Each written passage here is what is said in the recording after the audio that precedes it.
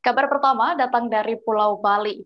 Tugas gabungan melakukan pengetatan di 7 titik pintu masuk kota Denpasar, Bali. Hal ini guna memaksimalkan pelaksanaan PPKM darurat yang tengah berlangsung di seluruh Pulau Jawa dan Bali. Pengetatan untuk 7 titik mulai diberlakukan hari ini, Kamis 8 Juli 2021 pagi. Di titik-titik itu akan dilaksanakan pemeriksaan surat keterangan vaksin, kemudian pemeriksaan surat keterangan rapid test antigen untuk warga luar Bali, serta surat penugasan kerja bagi yang bekerja di Denpasar. Jika ada yang mengaku bekerja namun tidak bisa menunjukkan surat tugas, maka akan diminta untuk putar balik. Untuk mengetahui informasi lebih detailnya, sudah bergabung bersama saya rekan wartawan Tribun Bali, Putu Supartika yang akan memberikan laporan. Halo Putu. Halo, selamat siang ya. Iya, baik Putu, bisa dijelaskan bagaimana proses penyekatan yang berlangsung di Kota Denpasar, Bali? Oke, Dea dan saudara, dapat saya laporkan bahwa di Denpasar khususnya untuk PPKM darurat ini dilakukan penyekatan di 7 titik. Penyekatan itu dilakukan untuk arah dari utara, khususnya dari Badung, dilakukan penyekatan di Pos Umuanyar. Kemudian dari arah timur juga dilakukan penyekatan di Jalan Bypass Profesor Bagus Mantro Biaung, terus juga ada di Tohpati, ada juga di Gatsu Barat, Jalan Keboiwo dari arah barat, dan juga ada di Gunung Sangyang, juga ada di Sunset Road dan beberapa titik lainnya. Dapat saya laporkan bahwa dalam penyekatan ini petugas gabungan yang terdiri dari polisi, TNI, dan Satpol PP juga Dinas Perhubungan Kota Denpasar memeriksa satu persatu kendaraan yang masuk ke Kota Denpasar.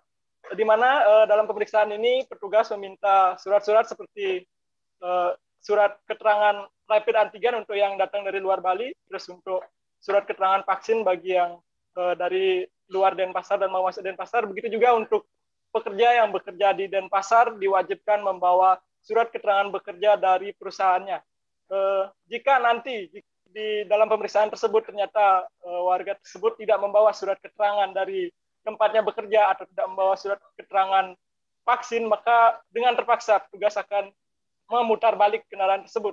Dari pantauan di lapangan, tadi pagi ada ratusan pengendara yang diputar balik karena ke Denpasar dengan tujuan tidak jelas, tidak membawa surat keterangan vaksin, juga tidak membawa surat keterangan kerja. Demikian laporan yang bisa saya sampaikan.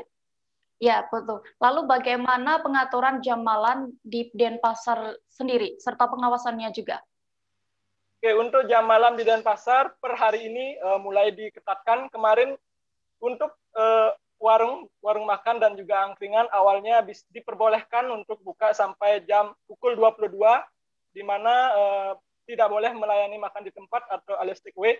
Tapi per hari ini lebih diketatkan lagi, di mana semua pedagang, baik itu pedagang angkringan, toko swalayan, dan lain sebagainya, disamaratakan tutup pukul 20 WITA. Jadi jika nanti ada yang melanggar, akan diberikan teguran. Untuk hari pertama ini, petugas akan memberikan semacam peringatan terlebih dahulu, dan jika esok pedagang juga masih melakukan pelanggaran, maka dia akan terpaksa dibubarkan, ditutup, atau barangnya diangkut, atau bisa sampai penutupan tempat berjualan.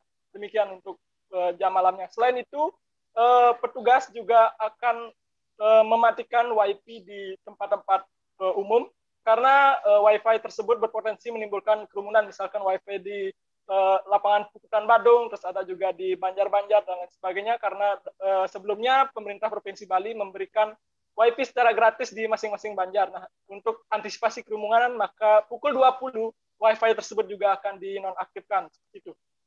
Iya, itu tadi untuk pengawasan di tempat umum ya, Putu ya. Lalu untuk pengaturan jam kerja di perkantoran sendiri di Denpasar bagaimana? Untuk pengaturan jam kerja sendiri, pertama untuk sektor esensial, semisal perkantoran, untuk perbankan itu tetap beroperasi dengan kapasitas pegawai yang hadir atau work from office itu cuma 50%, sedangkan untuk pelayanan publik 25%, sedangkan sektor yang non esensial, semisal mall, tempat wisata itu tutup 100%, jadi tidak bisa beroperasi. Nantinya Satgas atau tim gabungan akan melakukan sweeping ke tempat-tempat atau perkantoran yang jika diketahui ada yang melewati pengaturan yang telah ditentukan, maka akan diberikan sanksi, mulai dari teguran, terus surat hingga yang terakhir bisa sidang di tempat, karena Kejati Bali juga sudah siap akan melakukan sidang di tempat jika nantinya memang diperlukan.